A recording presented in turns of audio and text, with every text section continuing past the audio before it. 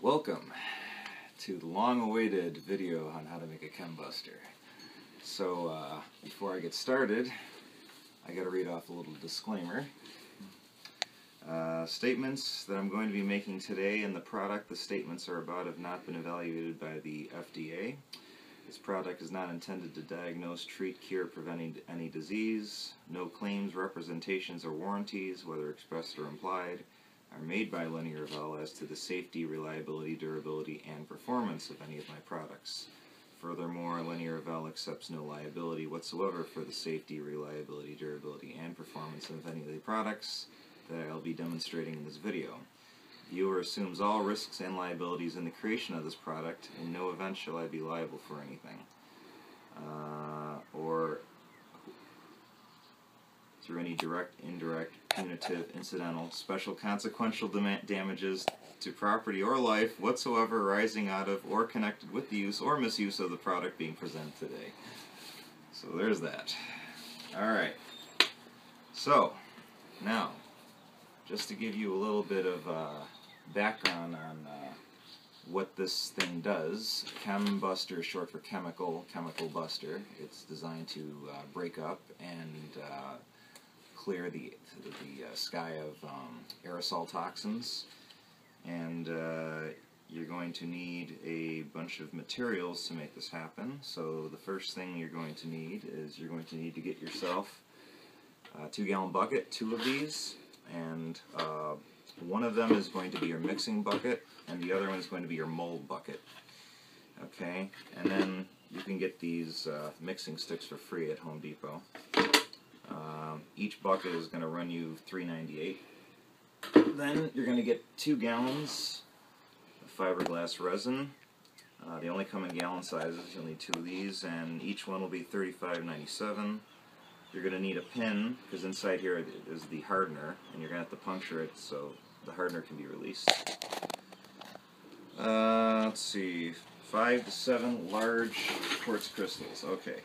Now, when I talk about crystals, I don't mean little small jewelry level crystals. I'm talking about these large ones you'd mine from caves. These are rough, natural crystals. You can see they're imperfect. They got a lot of imperfections in them. These are the good ones that are actually working. You need at least 5 to 7 of these. I got 7 because I want to give you the maximum power when I put this thing together. You can get them on eBay, by the way. And then you're going to need 4 different kinds of smaller, medium-sized crystals. So these 2 bags are a bag of amethyst, which is very similar to regular quartz, but a few different alterations in the, I think, carbon inside them. And then these are smaller chunk versions of larger quartz. You need that. This is selenite wands, or selenite sticks. Okay, put that in there. And the last crystal is kyanite. These are like in the shape of blades, so kyanite blades. You're going to need metal powders. So, let's see, where are they? Over here. You're going to need copper powder. I use copper. This is bronze. And stainless steel.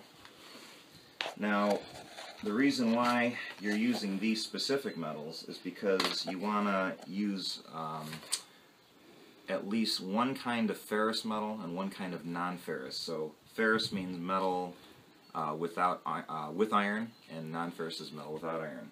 These 2 are non-ferrous, and this is a ferrous. So that, when you mix them together, the reason is because basically metals, a lot of times you'll see, for instance, if you Google or YouTube orgonite or chembusters, they talk about, they use aluminum metal shavings. Well, you actually want to use powders because the powders are finer, and there's a thing in quantum physics called the Casimir effect.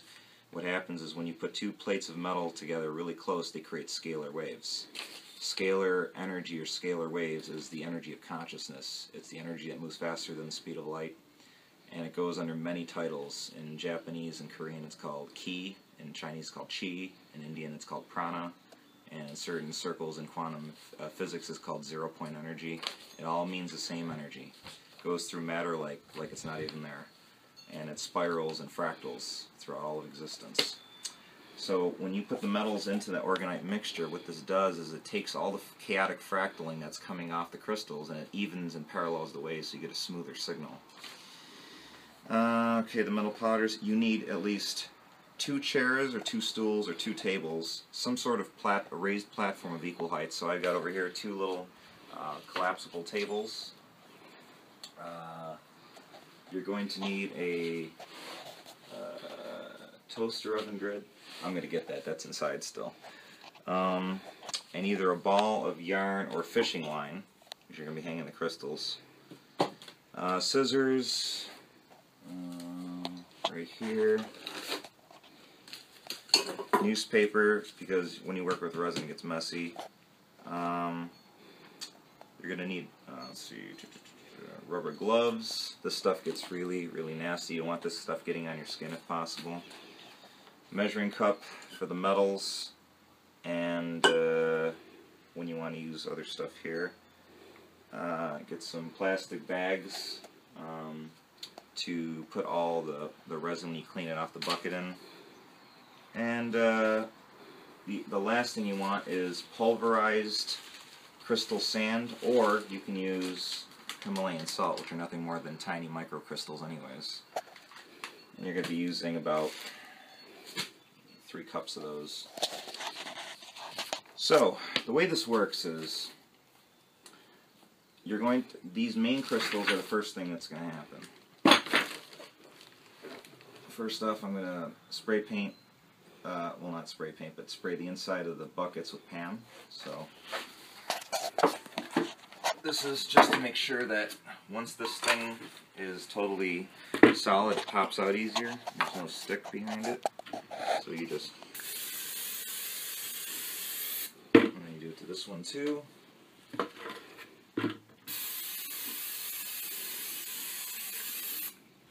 Okay. And then just put this over here for now. Now, next thing you do is you've got to get some tape. And you get the main big crystals out.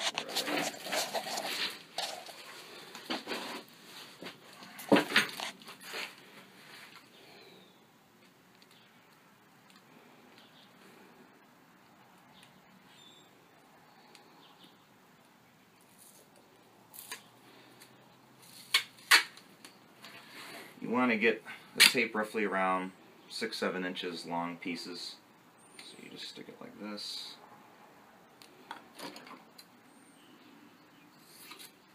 And now when you get a piece of tape like that, you cut them in thirds, roughly. So you don't have to get it perfect, but do your best you can to try and get the tape close to being perfect parallel with each other piece.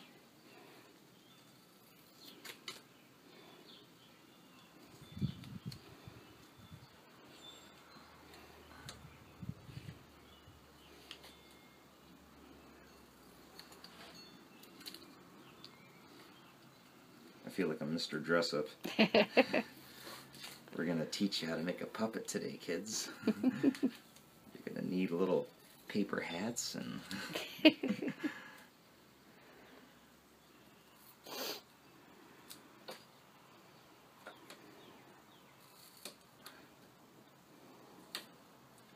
going to need about 7 because there's 7 crystals, so I'll do another...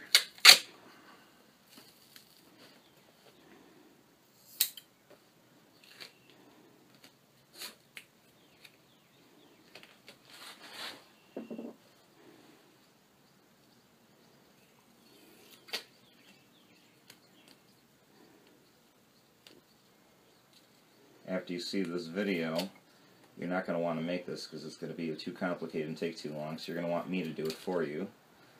You'll be like, oh, I got to do all that? This is what I have to do every time I make these things. By the way, this is the only way I know how to clear the chemtrails from the sky. So if you come up with a better idea that works, put it on a video and show me so I can start to advertise that alongside my method. because we need as many options as we can. For more information about chemtrails, look up www.geoengineeringwatch.org, and it's GeoEngineeringwatch.org. And they've got patents going back to the 1940s showing that government trying to learn how to develop technology to alter weather, and they spray the sky with aluminum, barium, and strontium salts, which when they come down we breathe into our respiratory system. And the primary metal in Alzheimer's patients' brains is aluminum, so there's that. That's why you don't want to breathe that in. And then there's other various toxins and viruses and chemicals that they put in there that when they did a experiment, they managed to find that. Alright. So now, I'm going to run and get the toaster grid, so I will be right back. Alright, we're back. Wait, okay. Yeah. So, as you can see, I put the toaster grid between the two chairs, or the two tables. They're going to be balanced there. That's going to create our little jig to hang our crystals from. So now over here, what we're going to do is we're going to take each piece like this on the ends, the opposite end of the point. You want to do it at the base, like this. And tape that like that. And now what you want to do is you want to get in a fishing line. So you maybe roughly out there. Okay. What you're going to do is you're going to tape over one area. You want enough slack here. And just tape that on. Make sure that's secure. And then you're going to tape this and form a couple knots with it. Like that.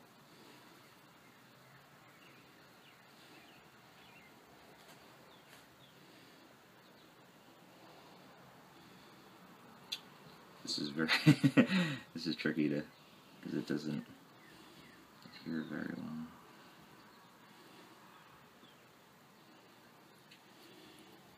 Okay, so you get a knot like that, and then what you do over here, you want to be able to keep the distance up.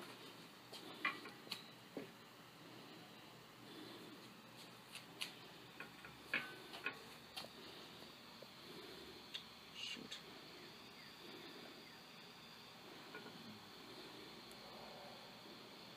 Put it through the spokes.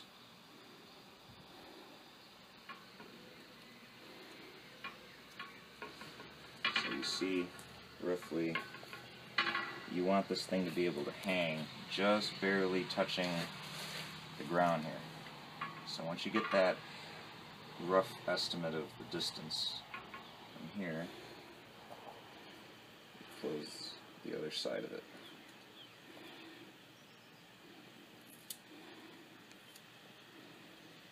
Like that.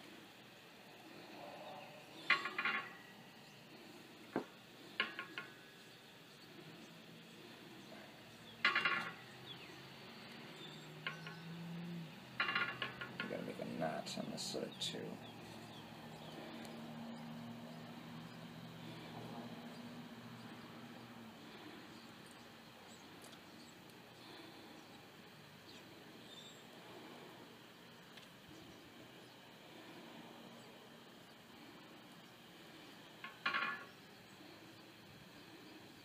Like there. That's one. Okay, what I'm going to do is I'm going to stop the video right now because I don't want you to waste time just watching me string these up. So when I do one or two, you get the idea of how the rest of them are going to go. So. Okay. Alright, so the camera overheated before, but what I did is I unscrewed this, dumped all that in there, and then after that, inside this came with these two things, hardener. So I demonstrated you poke a hole right through the middle of each one so they can pop out. Now, before we do anything to that, I want to take some of these crystals and start putting them into the mixture there. So what I'm going to do is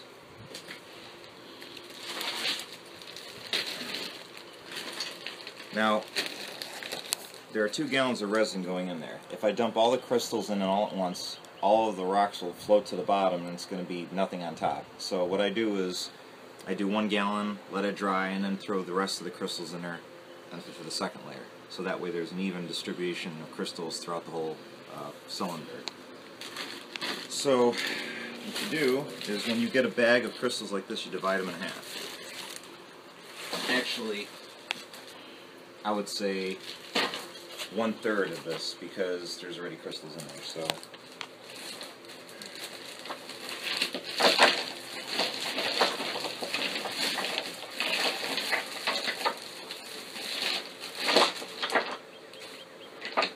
you get like this. You would use maybe like that much for the bottom.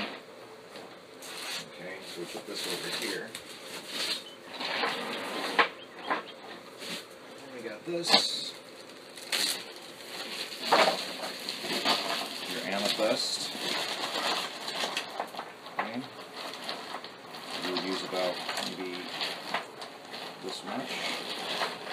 There.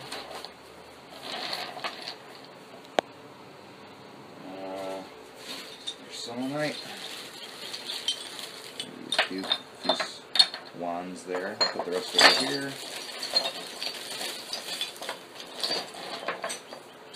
And the kyanite. So use about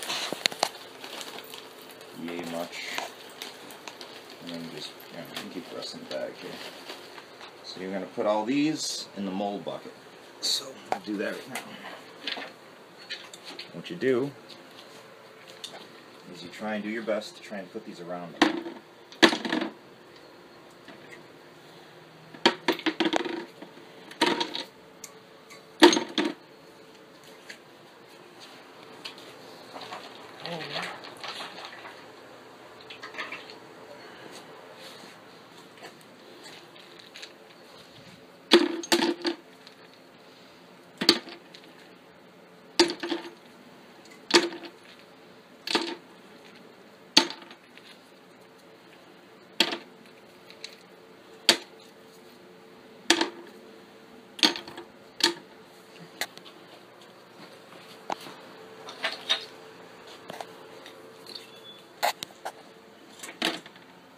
Doing is you're loading this stuff up so that you're going to have a ton of different crystals being squeezed down.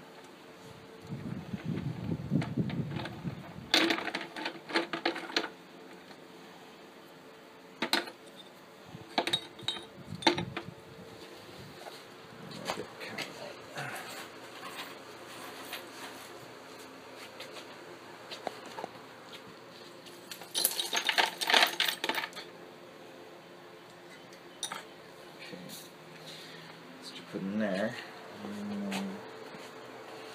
Put about maybe a couple more crystals in here. Put a few more in there.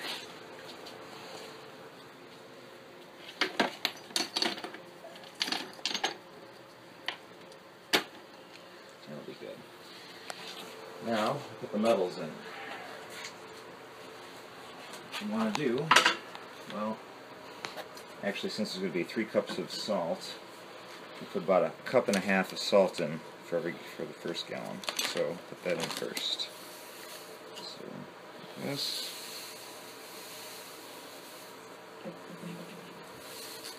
Dump that in here. Another half.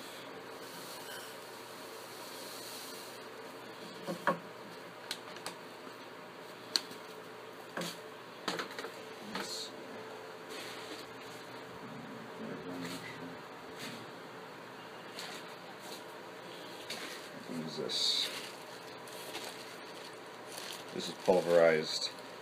Smaller versions of that stuff.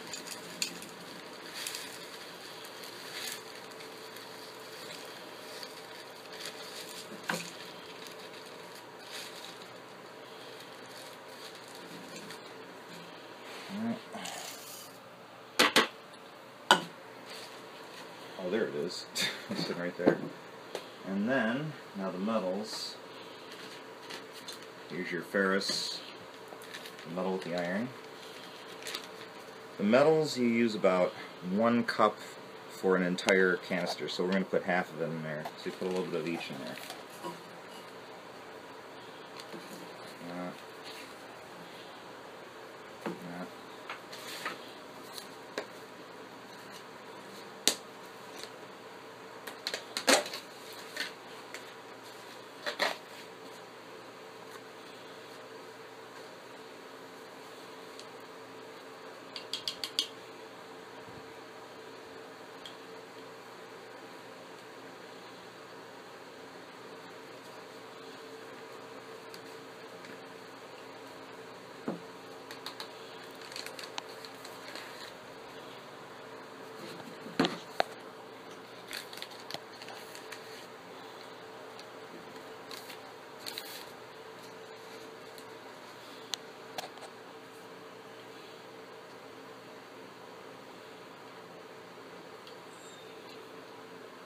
Be around that level.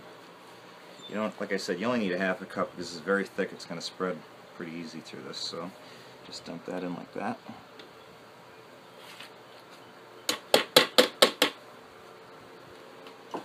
And now the hardener. So you're going to use an entire one of these.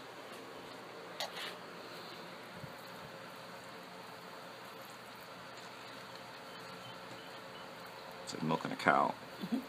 Oh, oh, look, a little smiley face. Oh.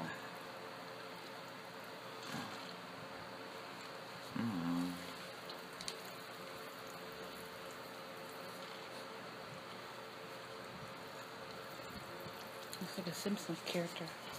Right?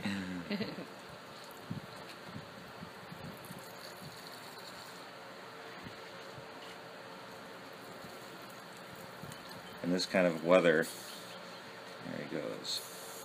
In this kind of weather, I got a 10-minute grace period before this thing hardens. So, the quicker I put this thing together, the better it is.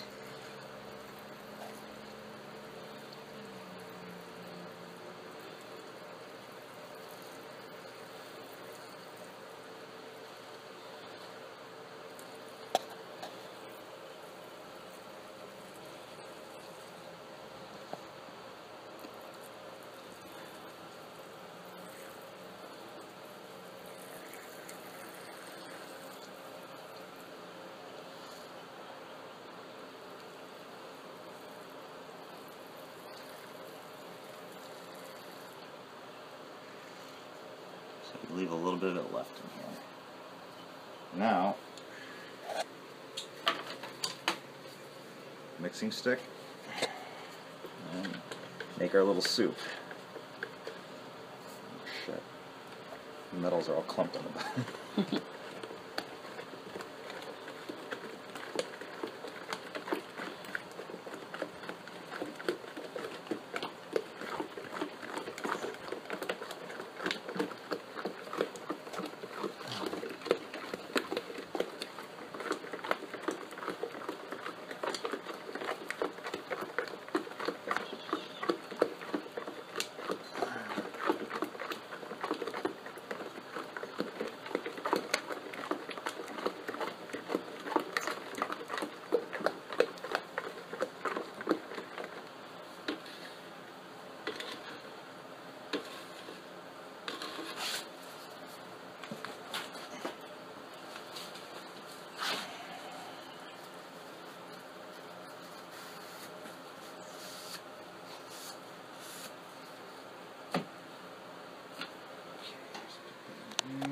Now, take this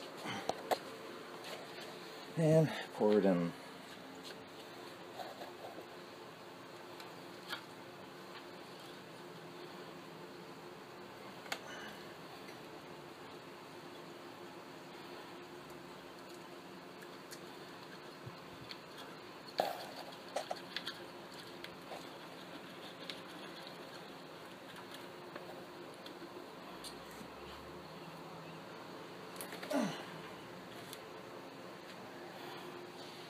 And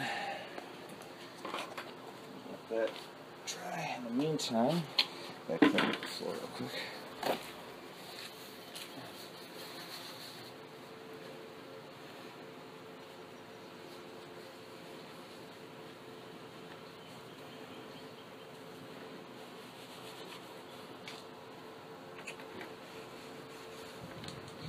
If you want to reuse this, a good idea is to clean this out right away while it's still not hard yet. So,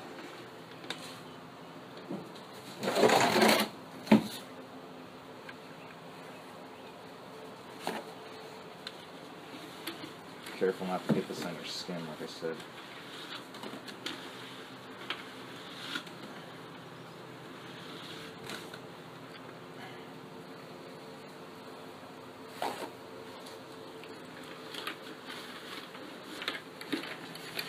This is how you save the world.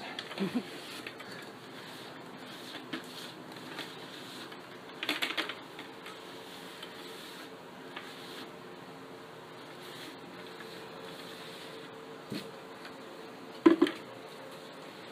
might have to go through a few rolls of these.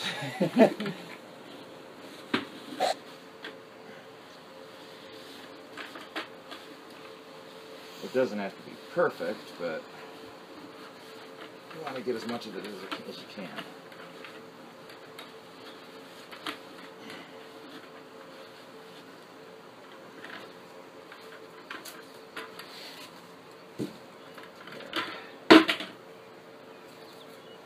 I got a little bit on me.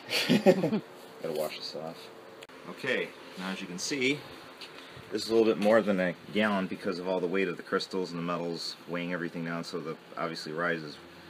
So what we're going to do is take scissors and we're going to cut this, so we don't need to get this in the way anymore.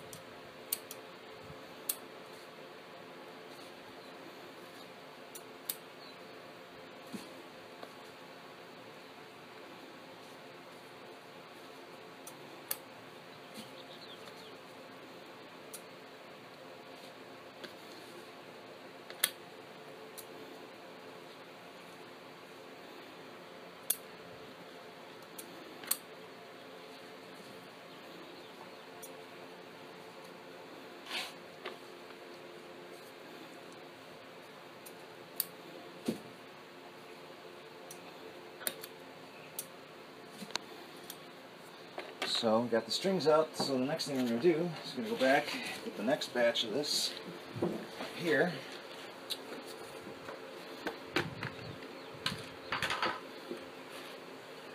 Get our mixing bucket again.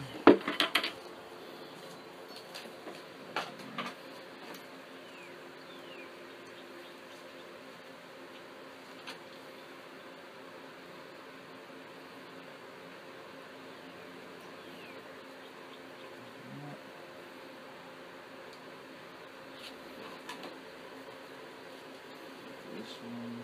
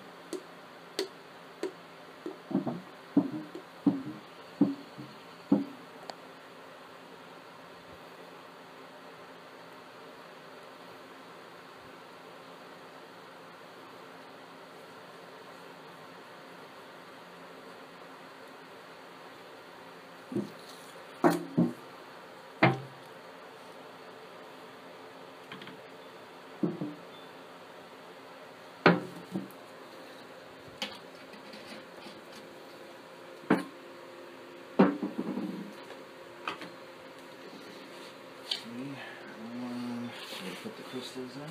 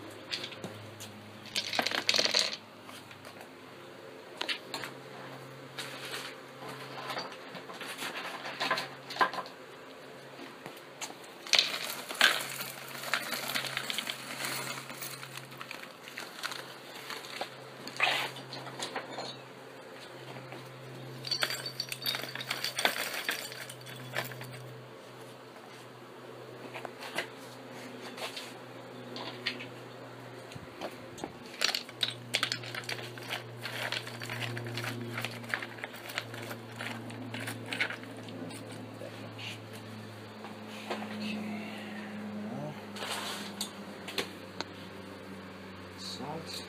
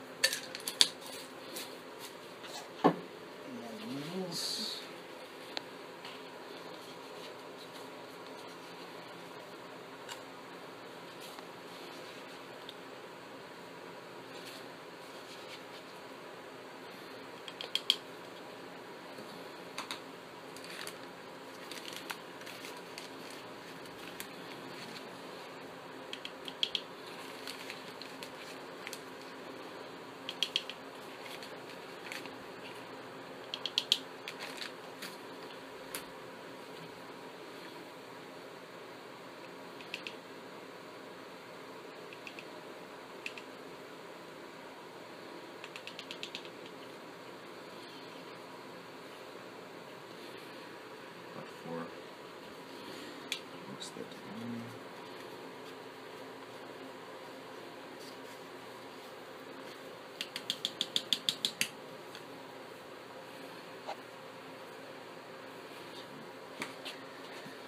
Resin.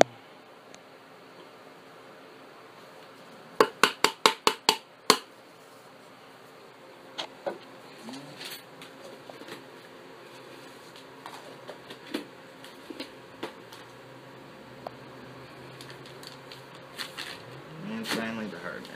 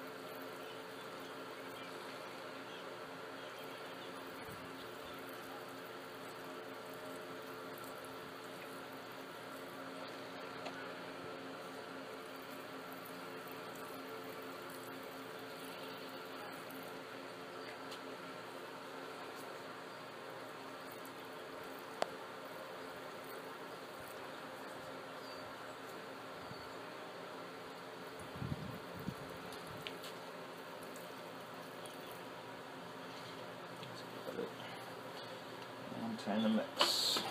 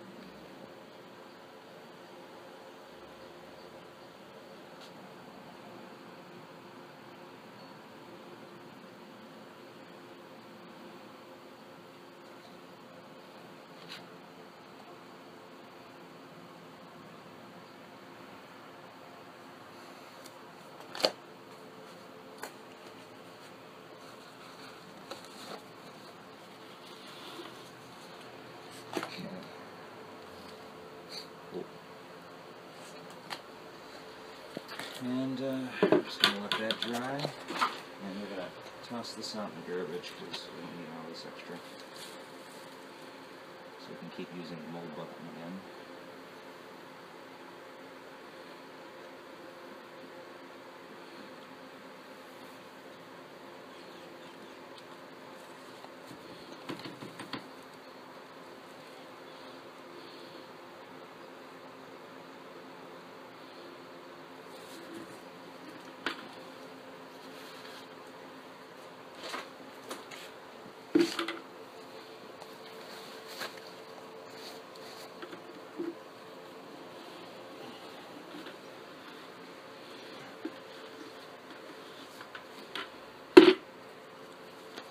Want me to stop it?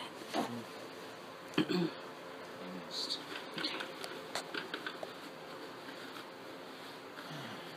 You don't need to get all of this off again, like I say, but just get enough of it cleaned off, or you can reuse the mixing bucket again for future mixes.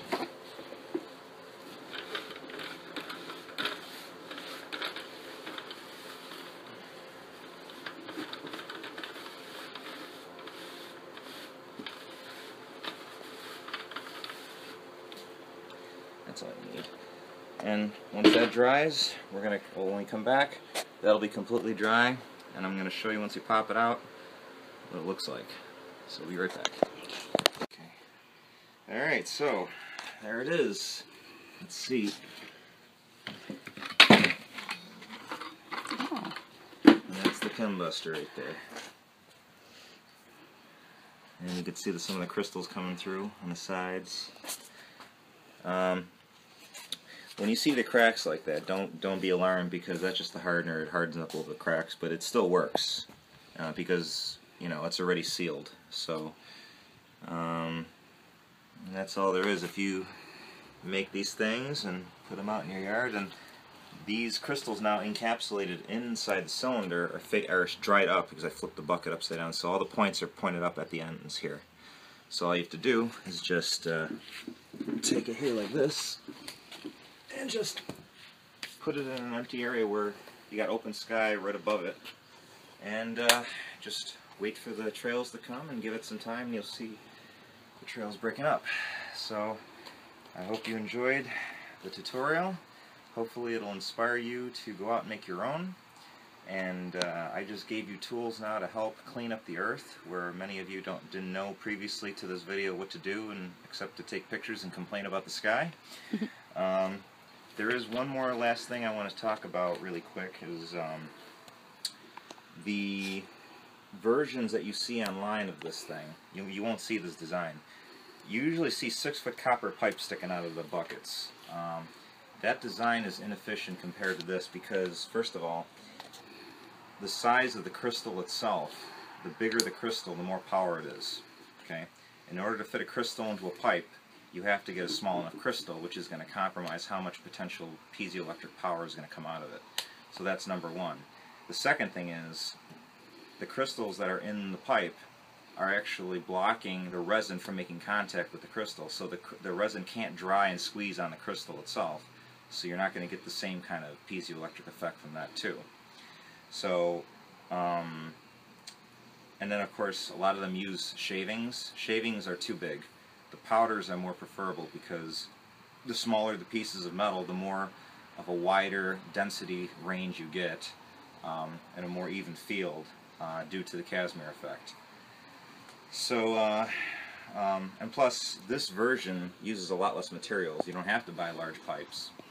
If you want to reproduce what the pipes actually are supposed to do, all you have to do is just get some copper wire at Home Depot for $4 and just wind the thing around the crystal, and it does the same thing for a fraction of the price you would pay for a pipe.